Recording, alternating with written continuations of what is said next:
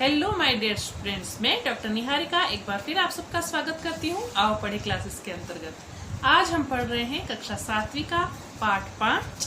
पाठ का नाम है मिठाई वाला।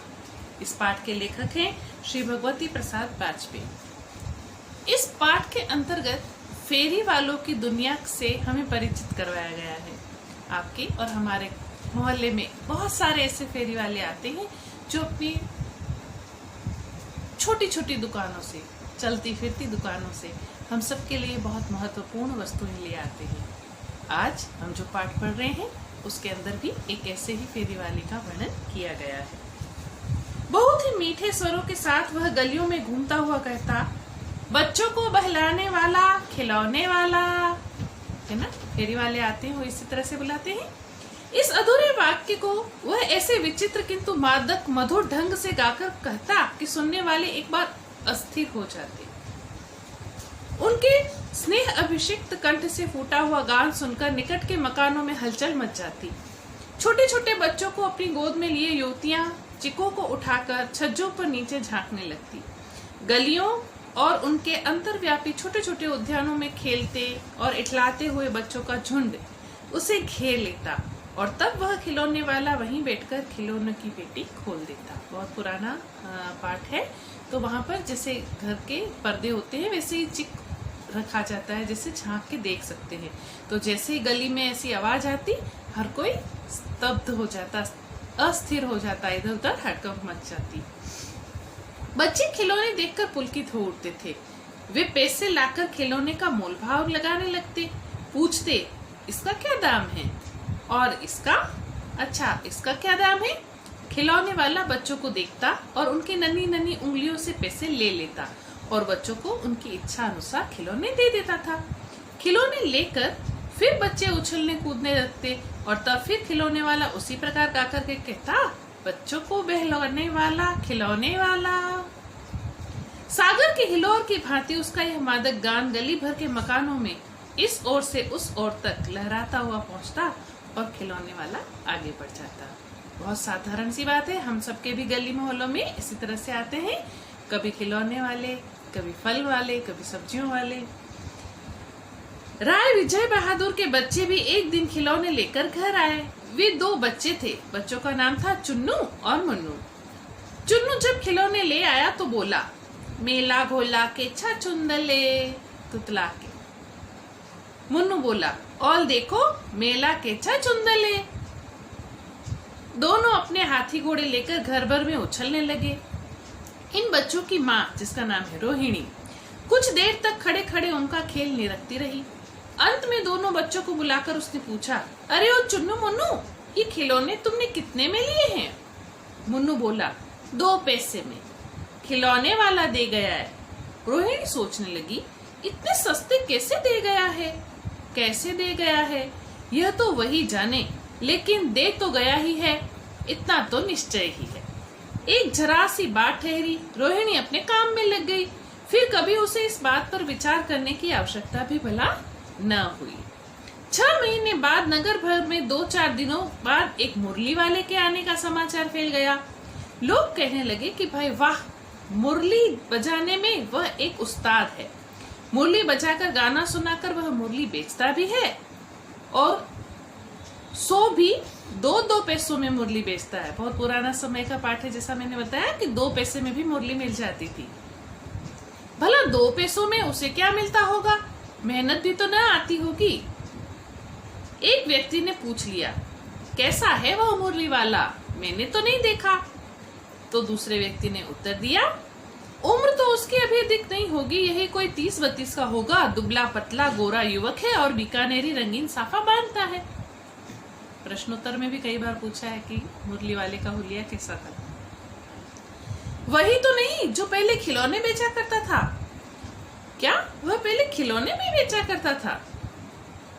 हाँ, जो आकार प्रकार तुमने बतलाया उस आकार प्रकार से तो वह यही लगता है। तो वही होगा, पर है वह एक उस्ताद। प्रतिदिन इसी तरह उस मुरली वाले की चर्चा होती। प्रतिदिन नगर की प्रत्येक गली में उसका मादक और मृदुल स्वर सुनाई पड़ता। बच्चों को बहलाने वाला, मुरली वाला। रोहिणी ने भी मुरली वाले का यह स्वर सुना और वह तुरंत ही खिलौने वाले का स्मरण कर गई। उसे याद आ गया कि अच्छा ऐसी आवाज निकालता था ना पहले, एक खिलौने वाला आता था।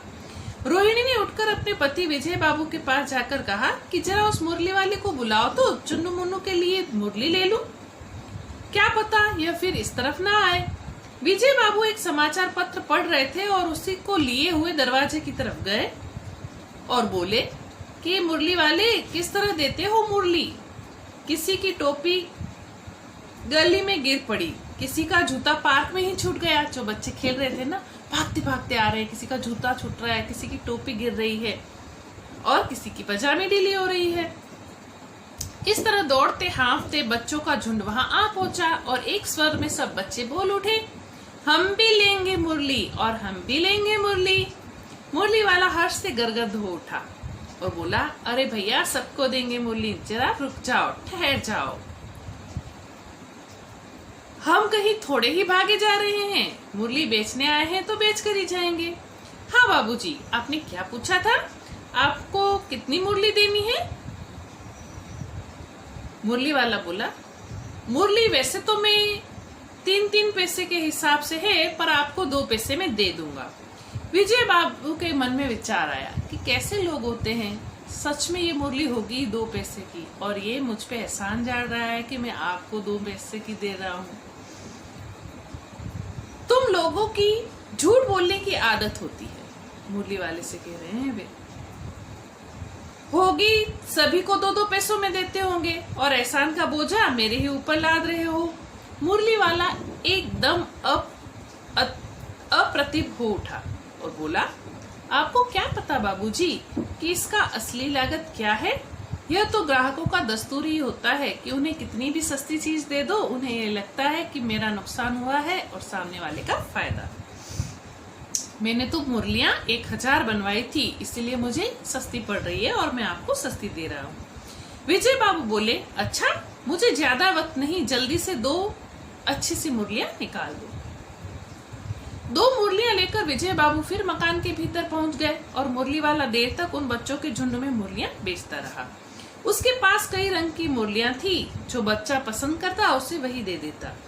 यह बड़ी अच्छी मुरली है, तुम यह ले लो, तुम नारंगी रंग की ले लो, अच्छा तुम्हें वो पसंद है तो तुम वही ले लो।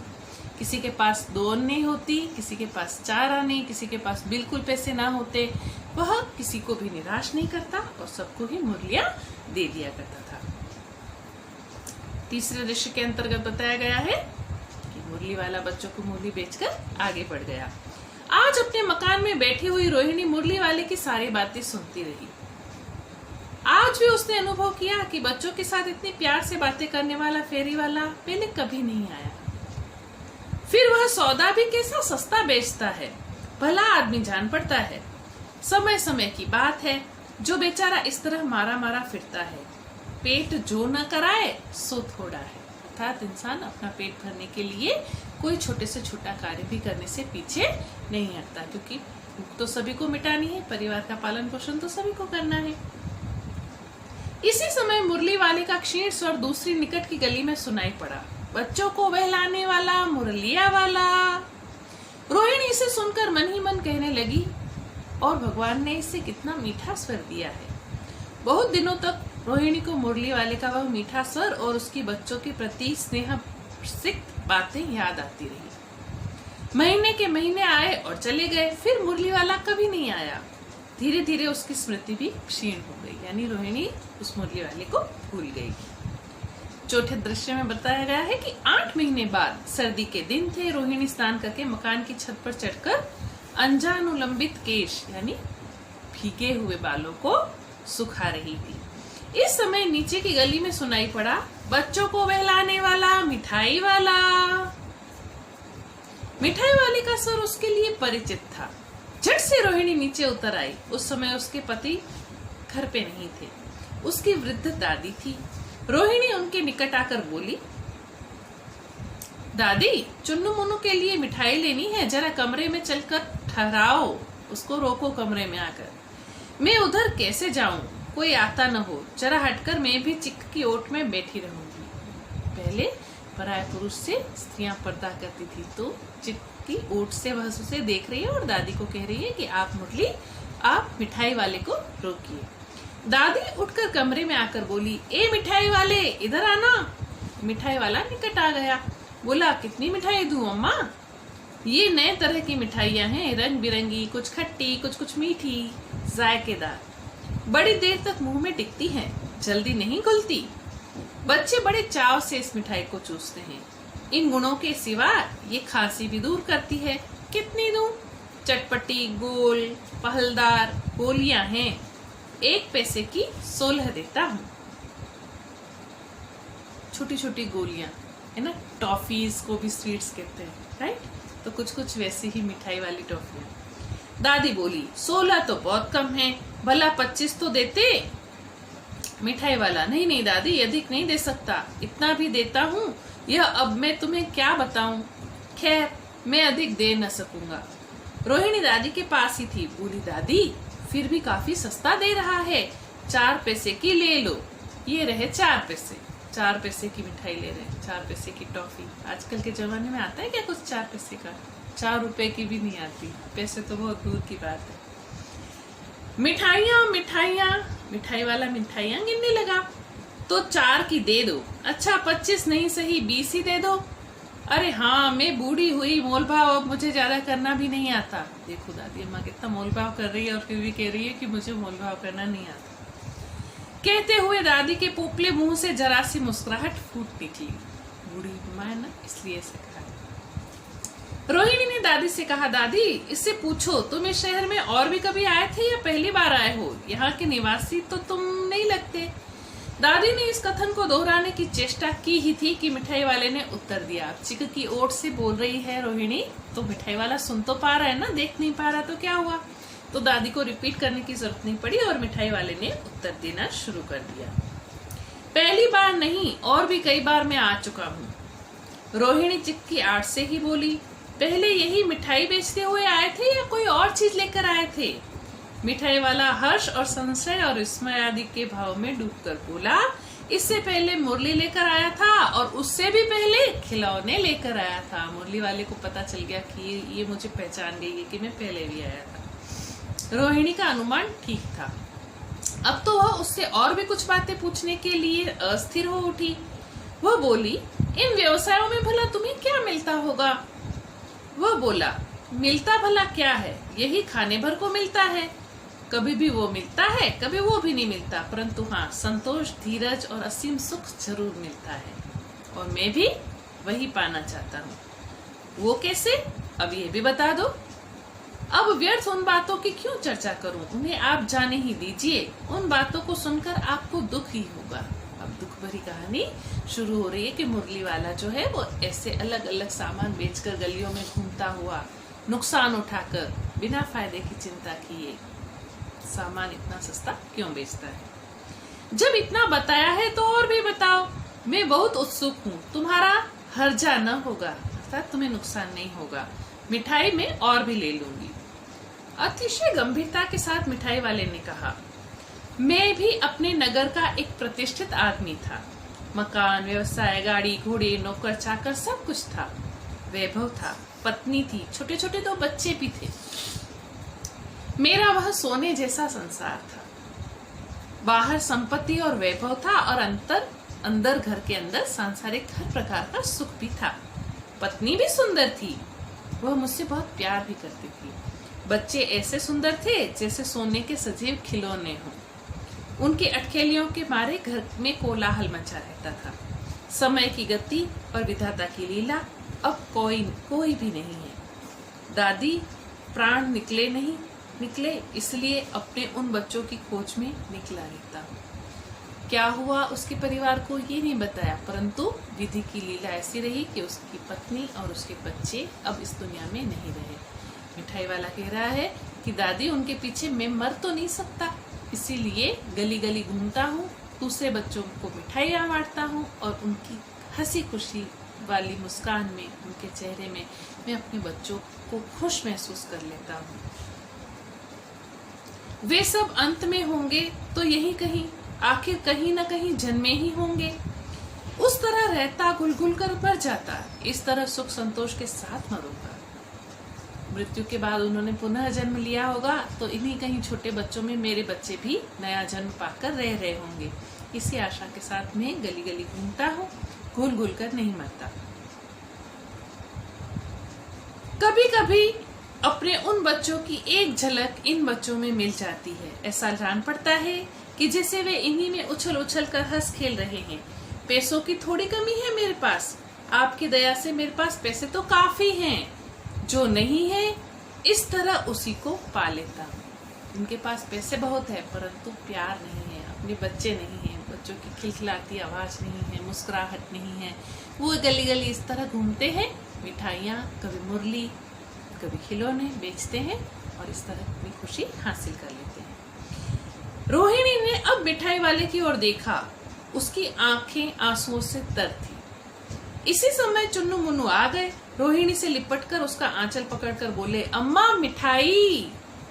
मिठाई वाला बोला, मुझसे ले लो। यह कहकर तत्काल कागज की 2 पुड़ियां मिठाइयों से भरी और मिठाई वाले ने वह मिठाई चुन्नू मुन्नू को दे दी।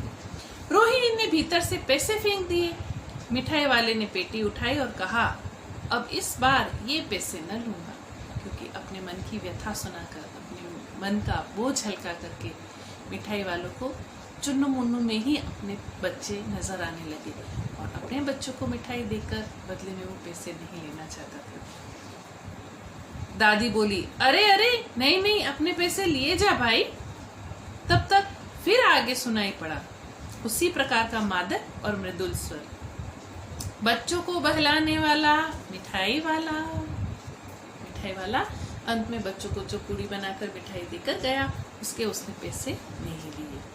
इस पाठ के अंदर कर मिठाई वाले ने एक ऐसे फेरी वाले के रूप में हमारे सामने आज भी कुछ ऐसे तथ्य प्रस्तुत किए हैं कि अक्सर हम देखते हैं कि लोग कभी भी कोई चीज खरीदने जाते हैं तो उसका मोल भाव करते हैं, परंतु वो इस बात का ध्यान बिल्कुल नहीं रखते कि फेरी वाले के आत्मसम्मान को ठेस ना पहुंचे। इस पाठ के अंदर भी चुन्नू मुन्नू के पापा ने कहा, तुम्हें सस्ती पड़ती होगी, तुम तो हमें बेवकूफ बनाते हो। कौन कितनी मेहनत करके पैसे कमाता है, बड़े बड़े मॉल में जाकर हम हजारों रुपए खर्च करके आते हैं, शान और प्रतिष्ठा समझ के मोल भाव भी नहीं कर सकते वहां तो। लेकिन गली में फेरी वालों के साथ जब हम मोल भाव करते हैं तो इस बात का बिल्कुल ध्यान नहीं रखते कि उससे अपना मेहनताना पूरा मिलता भी होगा या नहीं। हमारे बोलने से कहीं उसके आत्मसम्मान को कोई ठेस तो नहीं पहुंचती। हमें इन सब बातों का हमेशा ध्यान रखना चाहिए और अपने साथ साथ दूसरों के सम्मान का भी ख्याल रखना चाहिए। मैं आशा करती हूँ पाठ का सार आपको समझ में आएगा। आओ पढ़े के साथ निरंतर जुड़े रहें और निरंतर प्रगति करते रहें।